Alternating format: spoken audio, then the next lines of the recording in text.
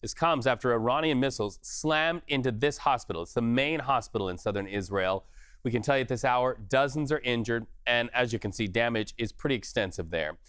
So we've got our team on the ground with the latest. Willie James Inman, Charlie D'Agata standing by for more on analysis from the White House and also the Pentagon. But first, CBS News international reporter Haley Ott from Tel Aviv live. Haley, I spoke to a friend whose parents live in that area. He says he talked to his parents, said it was a very rough night.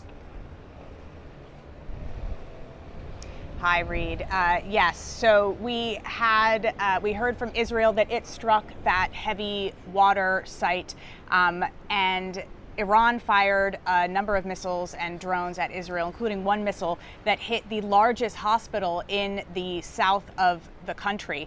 I've been speaking to a number of Israelis here who said that they were already distressed and scared, but that this hospital strike meant something different to them. And we heard similar messaging from the political echelon here. The defense minister spoke out against the strikes. He blamed that strike on the hospital on Israel's defense minister, on the leader of Iran, the Ayatollah, specifically saying that he, quote, should not continue to exist.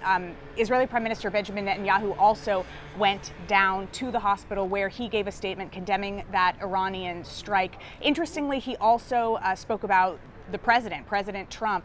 He said the president was a great friend of Israel, and he said that Mr. Trump would make a decision that was best for the United States. That's interesting because it comes as we're hearing those reports about the president potentially deciding to get more involved in this conflict.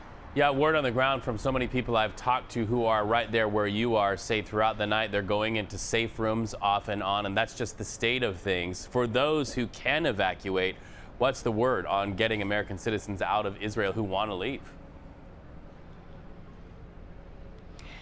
Yeah, from everyone I've spoken to, it's been very confusing, especially for Americans who may be here and wanting to leave, but for people from many different countries. I actually got here today. It took me 3 days to get here, and that's because of all the travel disruption in the region in general, let alone in this country in particular where the airspace is closed. We crossed overland through the border with Jordan. When we were coming in, we saw a bunch of people going the other direction trying to get out, including a number of Americans. I asked them what their experience had been like so far during these strikes. They said they had wanted to leave immediately but just didn't know how. They didn't know who to ask. One family eventually said that they had been calling tour companies and that's who had told them. We've seen a tweet from the U.S. ambassador to Israel saying that there would potentially be a plan to help evacuate Americans here. We've heard a similar statement from the embassy. So far, what that plan is or when it might come into play, it remains unclear. Haley, this is something I believe deeply in my heart. Journalism is a service, and we appreciate you doing what some journalists have to do sometimes, and that is provide that service from difficult and dangerous environments. Our best thoughts for your safety today. Thank you so much for that report.